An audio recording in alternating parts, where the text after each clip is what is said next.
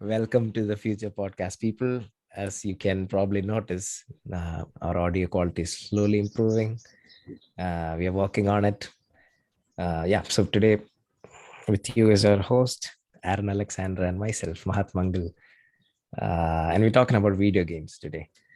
Uh, I am passionate about video games. I've been playing for a while now, years now.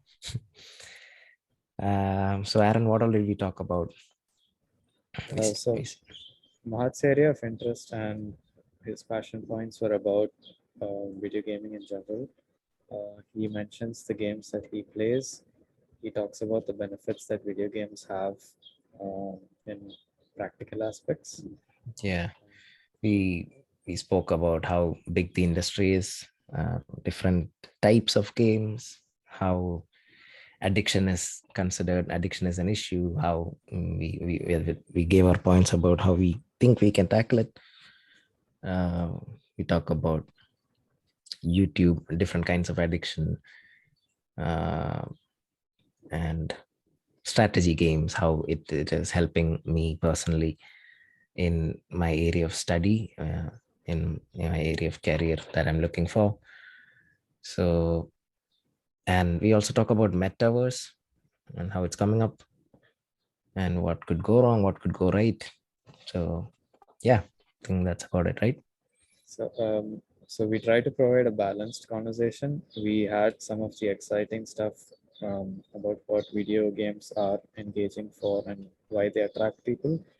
And we also talk about some of the drawbacks that we have faced over the past 20 years with by living with technology. So hope you find it insightful and hope Yep. you enjoy this episode. Yeah. Happy listening, people. Yeah. I remember us playing video games together in college. You were also there, no? Call of Duty. We used to Yeah, LAN yeah, connected. yeah. Blur was another one. The multiplayer Blur, I racing. don't remember. Okay. You do remember the racing one where you have powers, like Uh, the movie Death Race. Remember? You know the movie Death Race? Do you, Jason Probably Statham? not. Oh, it's like a prisoners are put to race against each other in a deadly race where the cars have like ammunition and all loaded on it. So it's like a death. People who survive will be set free. Who wins? Who wins? Wins will be set free. It's a good movie. Action. So this game was like that, where you race and you have powers. Yeah. So multiplayer game, good game. I remember going through Witcher on your computer. I Oh, played it yo, for a bit. that's crazy.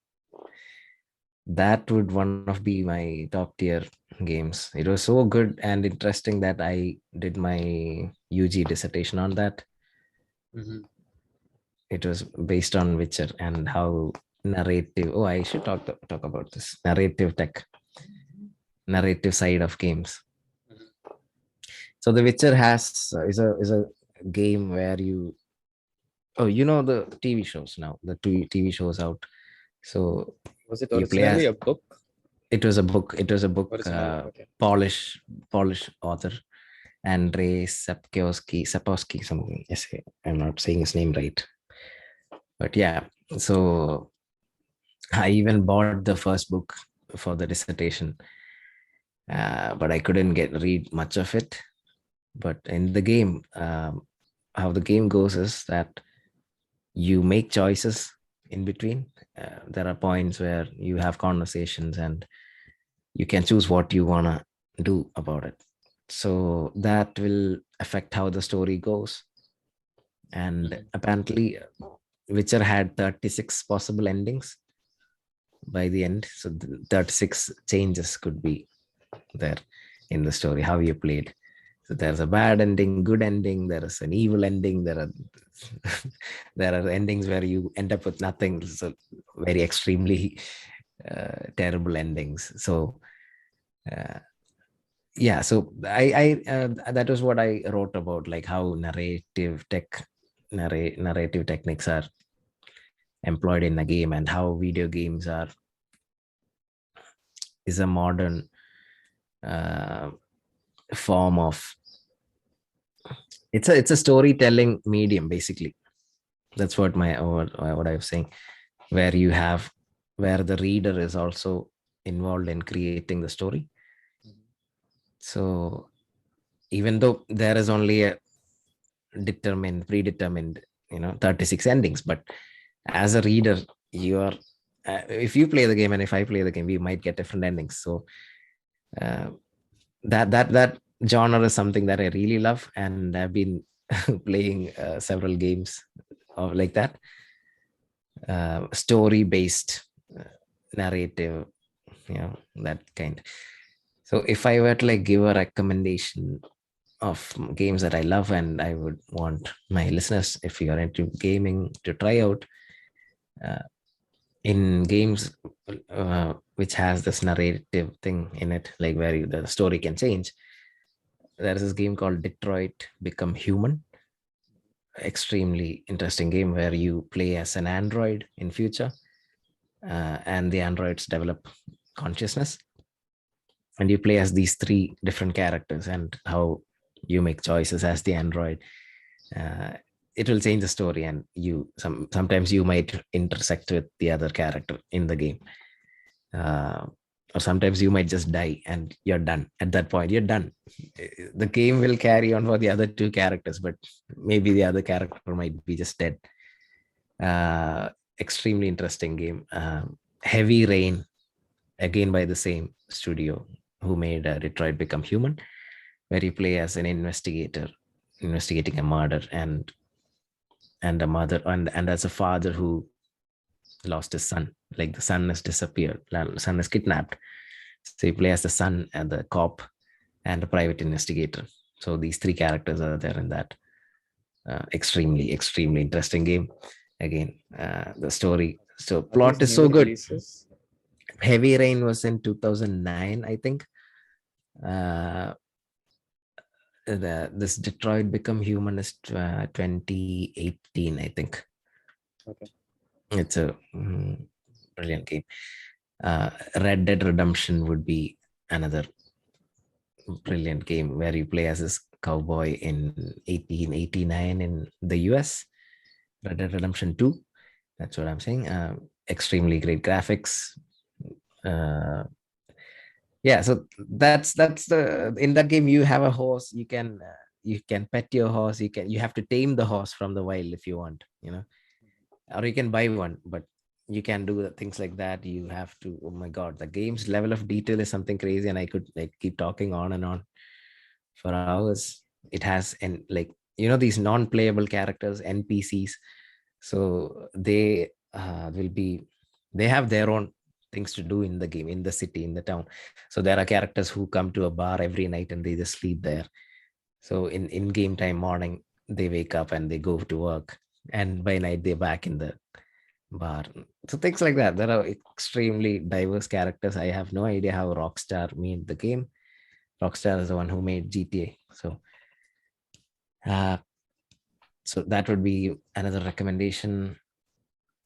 City Skylines, if you are into building, if you are into strategy gaming. Um, Batman, Arkham Knight. If after I watched the Batman, I wanted to, feel like Batman. So I got the game again and I was playing that for a while. Um, Action games. Yeah, Batman would be a top one. Red Dead Redemption 2. What else would I be? Forza Horizon, if you like driving cars. So again, good game. Fighter pilot, if you want to be. Ace Combat 7. If you want more games, if you want to have a more conversation with me, you please reach out to me if you're listening, and I would be more than happy to talk about video games. Yeah, I think that would be it. My recommendation. Nice. I've never been a big fan of GTA. I don't know. It just tend to get boring after a while. Like I do stupid shit now and then, but then I don't know. I never got into it much. I don't know. Call of Duty is fine. This there's this game, Ghost Recon, uh, Wildlands. Yeah, Tom Clancy's Recon. Recon. I don't know. Recon. Yeah, Ghost Recon Wildlands, where you play as this elite super soldiers, not super soldiers, elite marines who go into Bolivia to stop the drug cartels. That's a good shooting game that I liked. What are the crazy games that are out there? Oh, the other day I got Tetris on my phone. I thought, okay, fine, I'll try it. It's been a while. Yeah.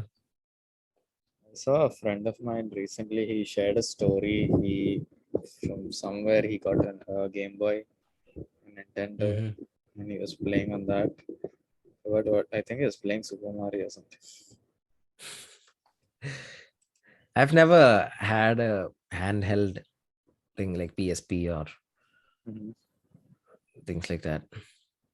Oh, also, I want to like share my screen if and just show this tiny game that one developer has made. Just gonna show the gameplay now. Can you see? Yep. Geographical Adventures, created by Sebastian Lag. He alone created this game. It's like he says, it's unfinished. So you play as an airplane pilot who should be dropping cargo into. This is the actual world map.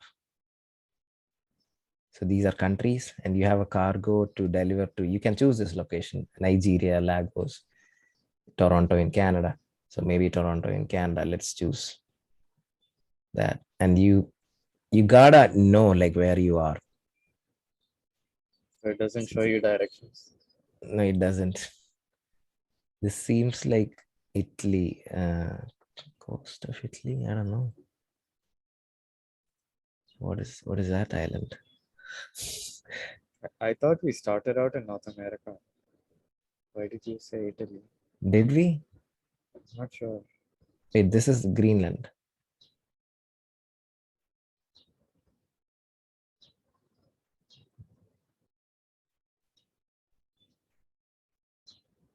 God, it's dark. It would be interesting if there were So fuel base, considerations. yeah. So basically, it's like okay. Let's just drop it just to show them, make a point. So I'll just drop the package here, and it was like it was delivered to USA. I was close, but see I don't three. see that. We don't see that. I see that Can you package see dropping. the bit on top? The package was intended for Canada, but was delivered to USA instead. Your delivery was 317 kilometers off target. So games like this has an advantage in making you learn more about the geography in a fun way. 100%. Yeah. It's a very small game that I found it from a YouTube video. The creator had posted how he made it, and so he linked it. So if you want to just try it out, go ahead. So I'm also interested to see what kind of games people can actually come up with. Like this single guy made this game. So uh, there is this new Unreal Engine 5 coming out. Mhm. Or yeah, it has already landed. So it's a game creator where so they have this meta human. Am I sharing screen? Not yet. Yeah, so they have this meta human creator. Create your digital and digital meta human.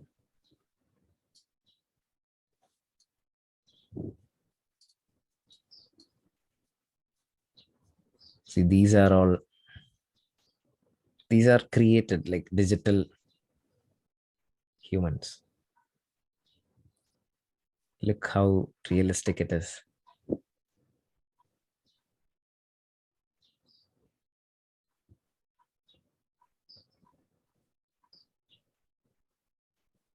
Do you think they've purposely made it a little bit to look like a game so that it doesn't get confused? Could be, I don't know, but they are definitely going for that. What do you say? Perfection.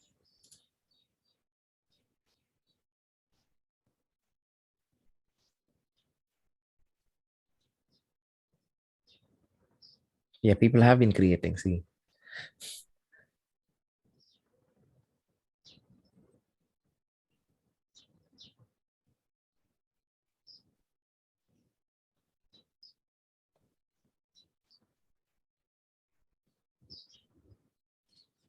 look at this.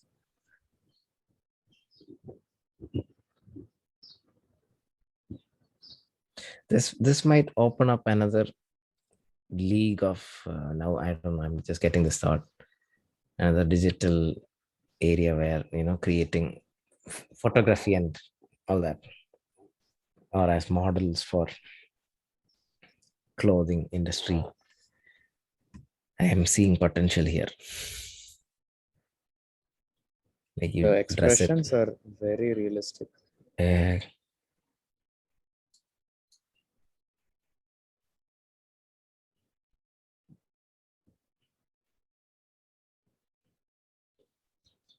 Look at this shadows. My God, I did sign up for this initially. Oh, so you can download. See here.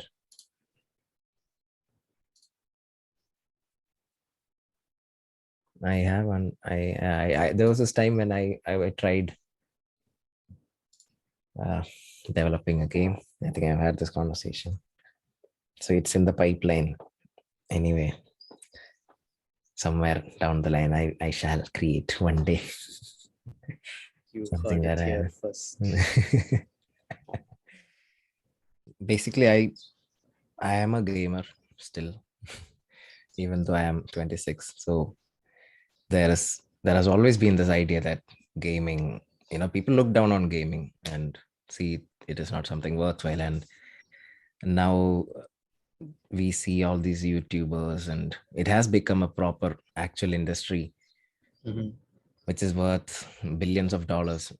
I mean, actually, the video game industry has been consistently making more money than Hollywood since 1990 or something. So Okay. it's a bigger industry than the Hollywood. So we as people, like, we know how big movies get, how much money is in that field. So this has been over that field since 1998, I think. I'm not sure, but around that. So it's a huge industry. People need to start thinking differently, like stop stick the stigma around gaming that you're wasting your time, all that. So I thought that's why it would be good to talk and about the experience and our thoughts about video games.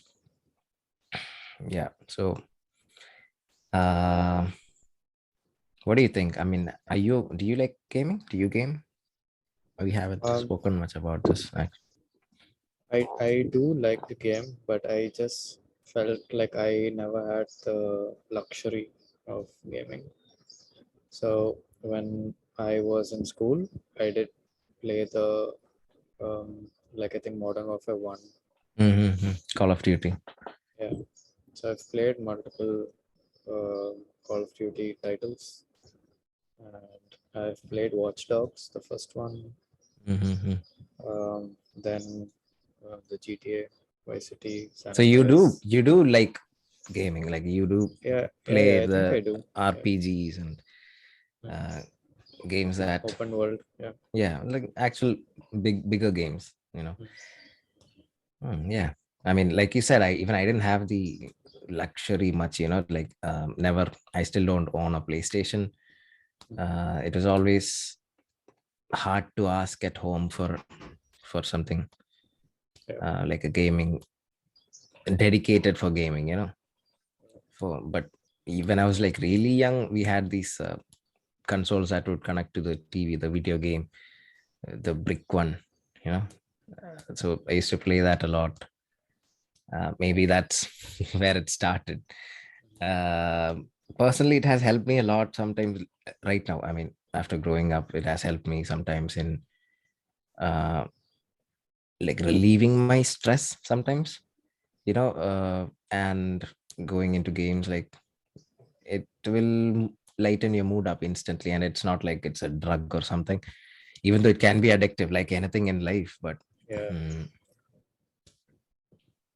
yeah, I mean, what I really like is how it can help us experience things that we can't in reality. So uh and so I'm currently playing this game called Ace Combat 7. So that's where you're a fighter pilot.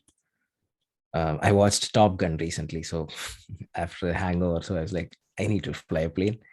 And this is the closest thing that you can do. Like, it is good, and it gives you, it gives you kind of an experience, and it's immersion is good.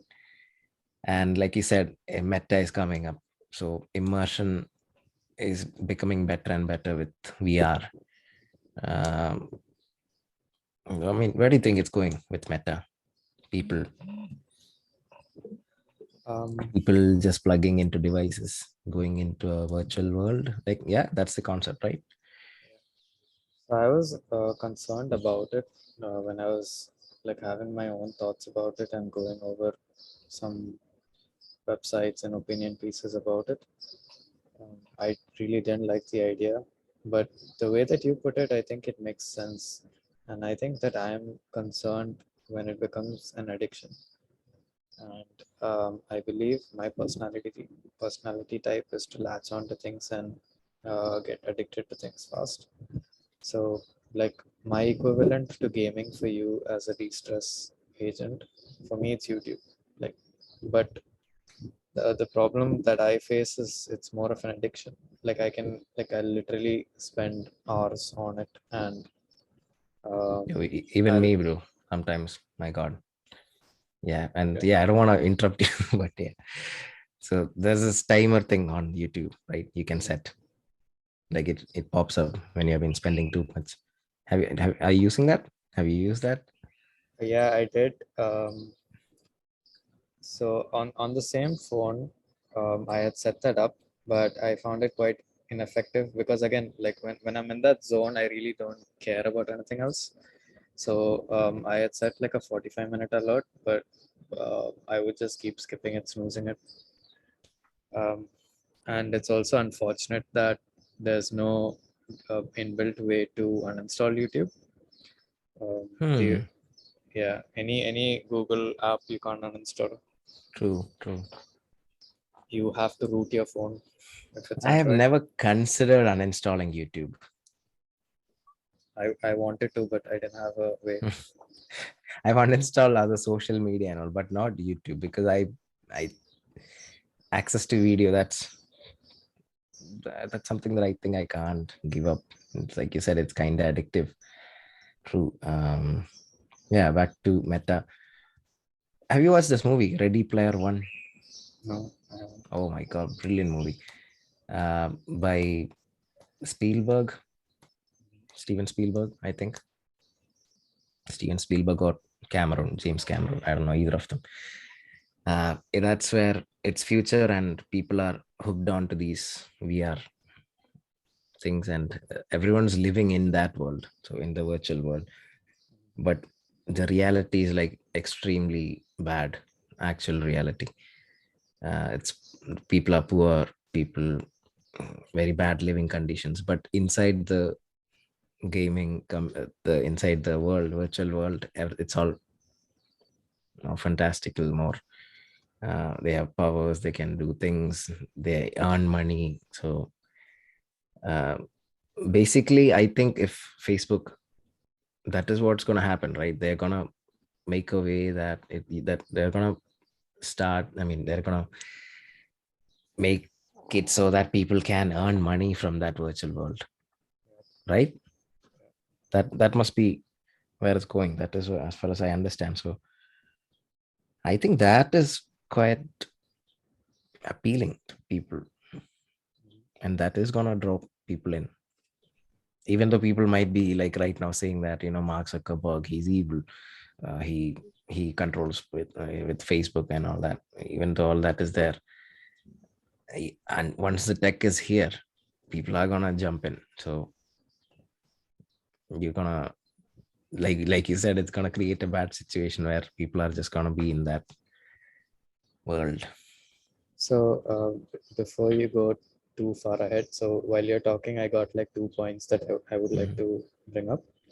One of them is like, as we are getting older, and personally, like now I believe I'm getting to the point where I understand why certain technologies or material, etc., is kept away from children, because children aren't necessarily equipped with the ability to know what is truly essential, and what secondary, tertiary, everything that follows. So I wouldn't I say, yeah, go ahead. I wouldn't say that I've consciously gotten over the YouTube addiction, but it's just that I have filled my life with other activities that have a stronger pull and a stronger drive, like, for example, the podcast. Um, so, um, in that sense, it's reduced the grip that YouTube has on my mind. The second point that I wanted to share was, I got something about the children and tech. I have thought about this, like whether how it's gonna affect them, like kids being on the phone at a young age, at a really young age. It's different from the other generations before. People, I've seen parents giving phones to the kids to quieten them, stop them crying at at such an early age, even when they're like toddlers. I don't know, I've thought like it might be interesting somewhere down the line how it's gonna affect us as a species, like maybe they start learning more things at a younger age. Maybe if it's sustained, I mean, we gotta monitor the content, or we have YouTube kids and things like that, but still uh, consuming more information at such a young age, getting using their device. Kids know how to use a touch screen without, it's very intuitive, but I am still sometimes surprised how quickly they learn. And it seems to be addictive also. Like kids, I've observed that babies who have been like given this phone or tablet to play with, they tend to ignore the other toys. I don't know why, but I mean, maybe we should read about that. But I'm curious to see where it's going to take us if it's like continued on a species level. But yeah, could go either way. Maybe I might have help. a I have a thesis on why it might be difficult to pull children away from these devices, and I Mhm. don't think it necessarily applies only to children. And I can provide like evolutionary context as well. Um, Again, I'm just telling a story. There isn't necessarily research behind this. Um, if we say VR, or like, okay, let's just say YouTube, for example, uh, it provides that stimulation, sorry, without the physical depletion of resources. Mhm. So where the evolutionary point of view comes in is, maybe when we were hunters, we were the sort of people who conserved energy, and we would prefer the method that would allow us to conserve more energy. And that's kind of how, uh, that might be one reason why we are so subconsciously uh, vulnerable to being addicted to uh, screens. Yeah, the dopamine that you get from screens. Yeah, but I remembered my second point as well, which is along the lines of what you mentioned about why Mark Zuckerberg might be considered to be an evil person who doesn't have mm, the best interests of people at heart. Um, he doesn't think about the well-being of like the health of his consumers. Yeah. Um, and I have felt the same thing that even though we have this resistance, I feel, and also like you've kind of confirmed it for me, which is at the back of our head, we still feel it's gonna happen because with with his products like Facebook and Instagram, I think all of us personally would have felt that apprehension on spending time on those platforms, but at the same time, we still use it and we still get pleasure from it. So I think in that sense, Mark Zuckerberg is a puppet master, and Yeah. um, we don't necessarily feel equipped enough to tackle it. You should watch that movie, dude. Really, you will like it. It really explores that. It's a fun movie also. Like, the plot is good. And yeah, I also wanted to talk about how some video games have enabled me to think better, like, like strategy games. Strategy games are like really good. Even chess itself is a game. So let's start from there, probably. I mean, Wait, sorry, before we go on to the strategic tangent, there's one more point I would like to mention yeah, on the fire. uh, industry point of view. Um, like if you think about it now, and it's just some sort of insight that I'm getting right now, perhaps in the long run, technology, even though it's been around for, let's say, since the start of this decade, it's if we zoom out far enough, it's probably still insignificant in terms of how long it's been around.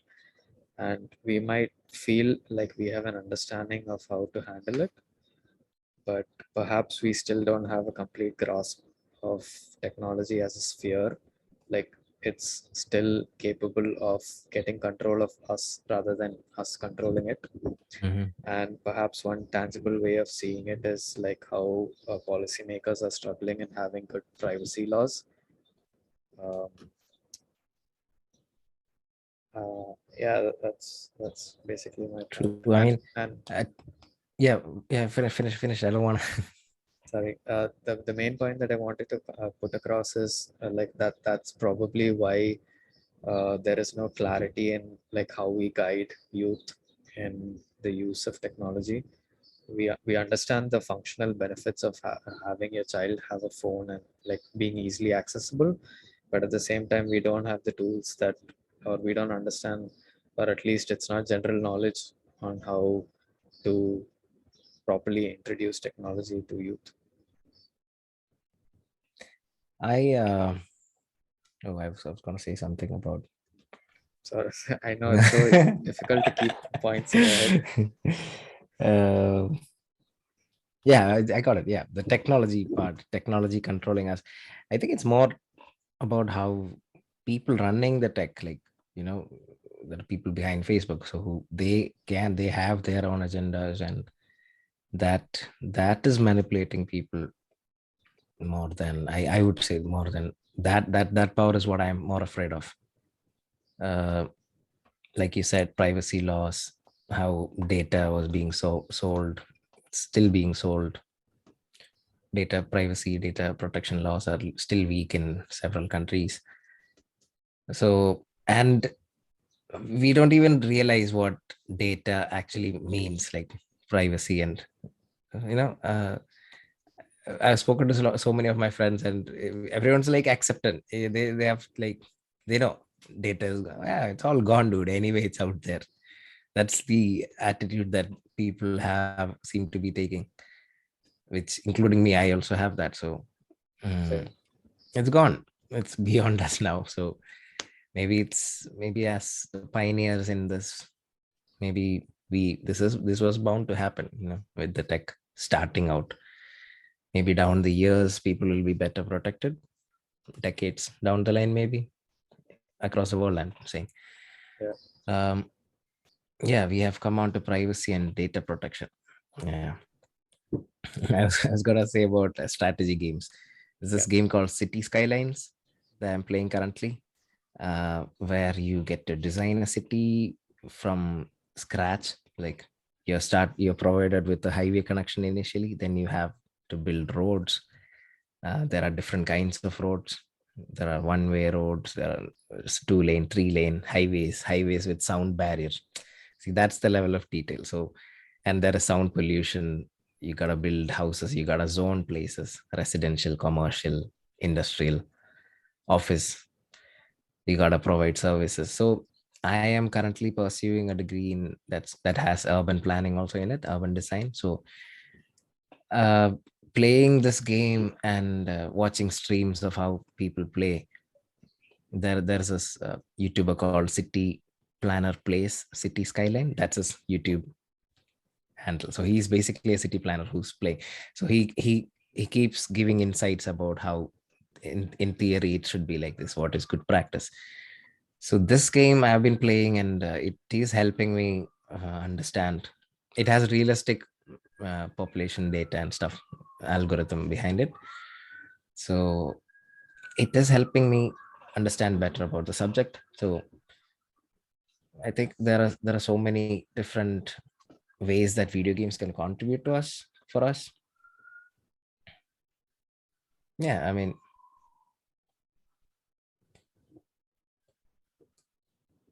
there is this narrative that says video games make people violent. uh, it is still not really established, despite it's just a popular saying. You don't have any data to show that. There I haven't Is, read any papers. Yeah. is there any specific example you can take out of Cityscape that you can share? city City skylines, yeah. City Skylines. I can share.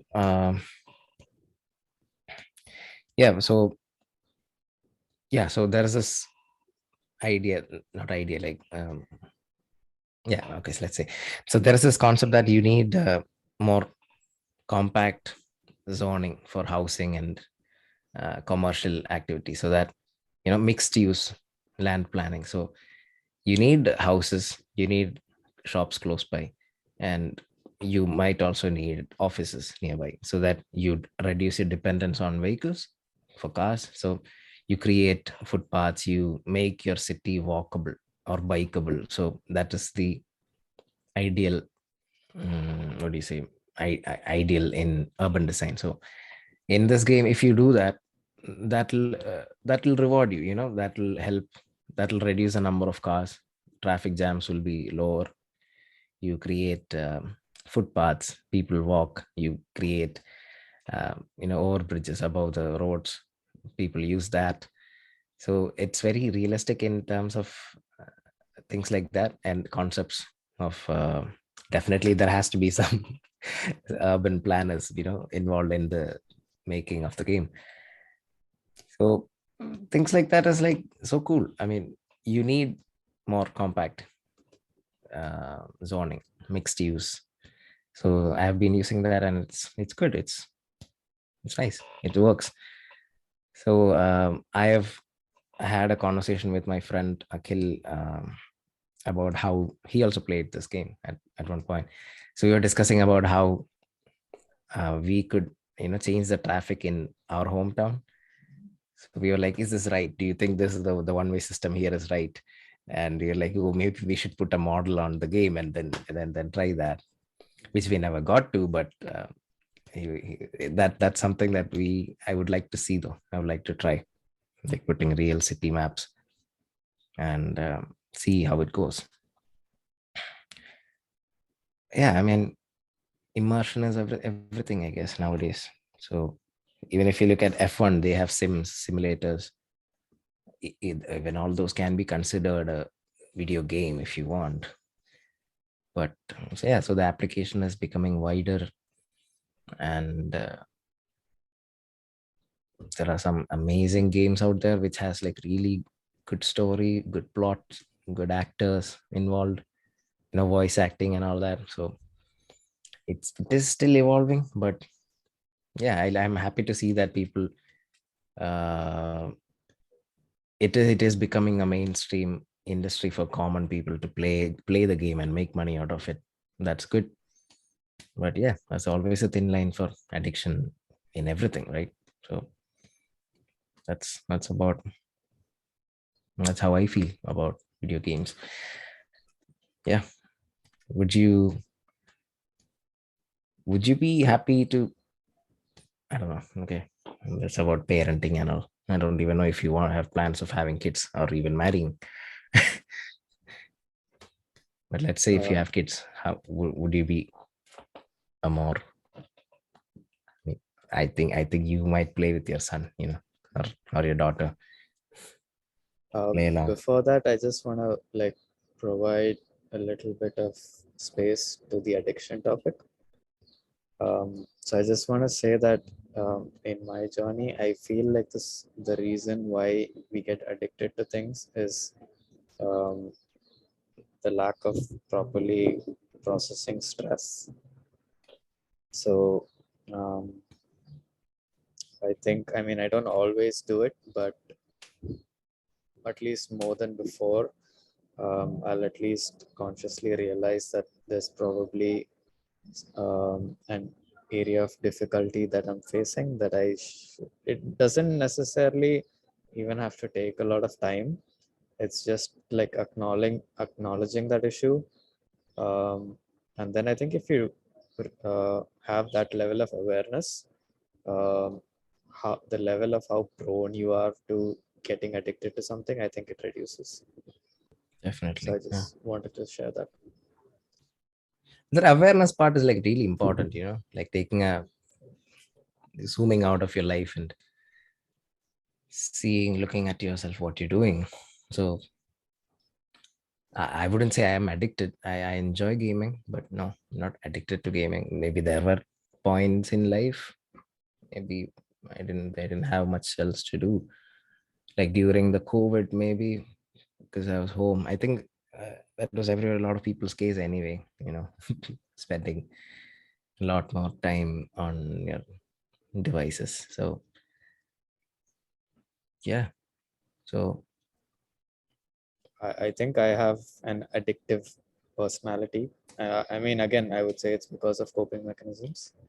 But usually, something that gives me pleasure, I would end up somehow forming an addiction to it. So, yeah. Um, so, what specifically was your question about parenting? I don't know. I was just thinking about whether we, as parents, I mean, if were to become parents, would we encourage, or what our ideas of about gaming will be at that point? But nah, it's a stupid question. Just leave it. Hmm. Based on my current thoughts, I will probably implement my understanding of addiction, but at the same time, I would want to encourage it for the relief benefits and for the whatever strategy benefits, like Hmm. I'm sure simulations provide an added edge. It exposes you to an environment before you're Hmm. actually in it. For all of those reasons, I would probably encourage my children or other youth to play video games. There's Probably also, yeah, after a probably. certain age, maybe after 13, 14. There is this really cool game called Ancestors: Humankind Yeah. Odyssey. That puts you in the role of an ape, um, before we were evolving, you know. So, and then you play as this ape in the forest trying to survive, and it has fears. You have to overcome fears, get dopamine, discovering fruits, climbing, discovering new things to do, new plans, constructing things, so all that. So, and then you have a family, and then you give birth, and you take the offspring with you to do things, and it learns things like that. And there are times when you can choose to evolve. That will pass the time, and based on what skills and what you did, it'll take the leap. Evolution, it'll show like the time passing, and then there's a realistic evolution scale and how we are playing. So sometimes we'll be achieving things before the actual evolutionary history, and based on our actions the animal will be changing, what we are evolving into. So putting us in the shoes of things that we can't be, that is something I feel I love about video games. Like there's this new game coming out called Stray. It's a video game where you play as a cat. That's like it's trying to get home, and the mechanics is all like what a cat would do. It's able to jump, like, and so hide inside a box, so things like that. So it's I am really excited for that game to drop whenever. But I really love that aspect that you can be something that you can't be, otherwise. So once this metaverse kicks in, and the and if it becomes cheap enough for people to afford, in a massive scale, I think it's going to be crazy. And I'm concerned about the addiction side, but I am also curious to see.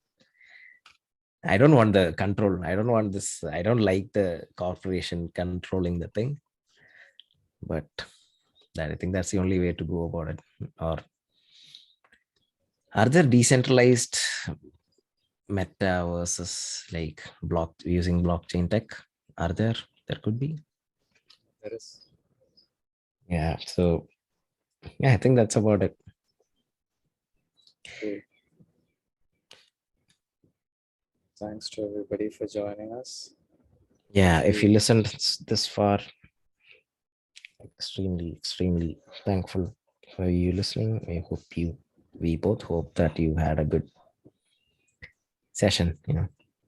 Definitely, if you clicked on this, I'm pretty sure that you are interested in video games. So if you are interested, go check out the games that I've mentioned. They're pretty famous, all of them, so chances are high. But don't miss out on these games if you are interested, I guess. And hit that subscribe button and like our video if you did. Watching the subscriber count go higher is something that gives us satisfaction. We're close to our first 100 subscribers. Pretty sure you'd want to be among them. Yeah, because you don't know what sort of perks we might give the first 100 subscribers. So shoot. Incentivize. Okay. All right. Have a great day, everybody. Yeah. Quoting a phrase that Tim Ferriss says at the end of his episode, be a little kinder than you think you need to be. That's nice. That's nice. I like that. Oh, that's Bye. actually such a sweet line. Yeah. I don't want to discuss more. Okay. I'll be kind to our listeners.